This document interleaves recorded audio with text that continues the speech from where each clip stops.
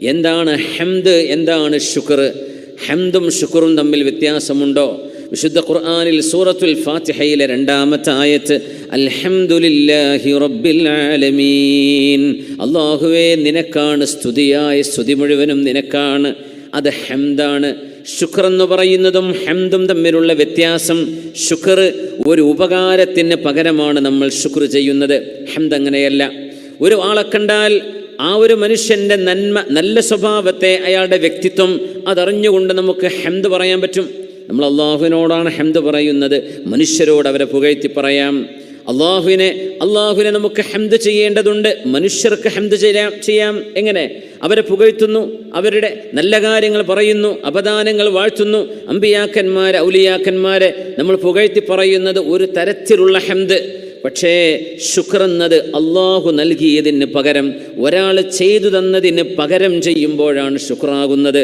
അതുകൊണ്ട് എല്ലാ ശുക്റും ഹംദാണ്, എല്ലാ ഹംദും ശുക്രാവണം എന്നില്ല. അല്ലാഹു സുബ്ഹാനഹു വ തആല, അല്ലാഹു റബ്ബുൽ ഇസ്സത്ത്, വഅലമൂ അന്ന ഫീകും റസൂലല്ലാഹ്,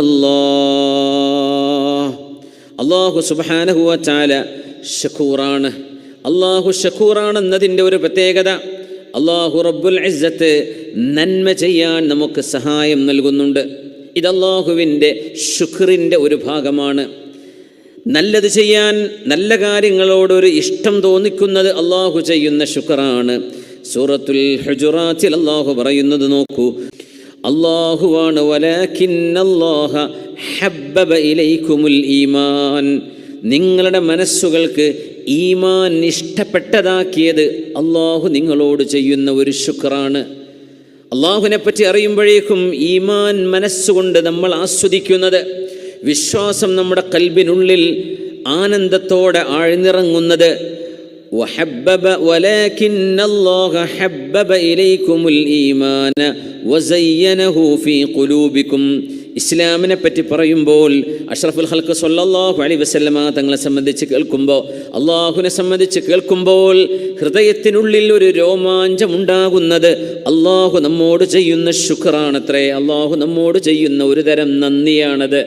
അള്ളാഹു നമ്മളോട് തിരിച്ച് ഒരു ഇബാദത്ത് ചെയ്യുമ്പോൾ അതിന് അള്ളാഹു ആസ്വാദനം നൽകുന്നു, ഇനിയും കൂടുതൽ ചെയ്യണമെന്ന ആഗ്രഹമുണ്ടാകുന്നു.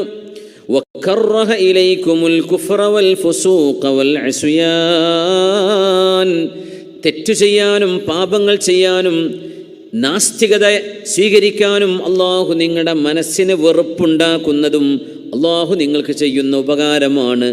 ഉലൈക